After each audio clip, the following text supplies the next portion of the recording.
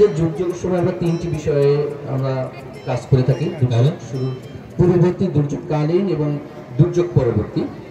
এই বিষয়ে সবাইকে সচেতনতা বৃদ্ধি করার জন্য আজকের এই মাঠ মহড়া আয়োজন করা হয়েছে। আপনারা জানেন যে আমাদের মঠবাড়ি একটা ঝুঁকিপূর্ণ উপজেলা, তারপরেও আমাদের এখানে 5টা ইউনিয়ন আছে যেটা অতি ঝুঁকিপূর্ণ। তার মধ্যে আমাদের এই আমরাগাছিয়া আমাদের একটা ঝুঁকিপূর্ণ ইউনিয়ন। আজকের আমাদের এই মাঠে উপস্থিত আছেন যারা বিভিন্ন রাজনৈতিক বৃন্দ, আমাদের তারপর আমাদের শিক্ষক বৃন্দ, আমন্ত্রিত অতিথিবৃন্দ, সবাইকে এই অনুষ্ঠান দেখার জন্য সাদর সম্ভাষণ জানাচ্ছি। এবং উপস্থিত জনসাধারণ এবং ছাত্রছাত্রী ভাই বোনেরা, আপনারাও এই অনুষ্ঠানটা উপভোগ করবেন, আমাদের সবাই সচেতন বৃদ্ধি হয়।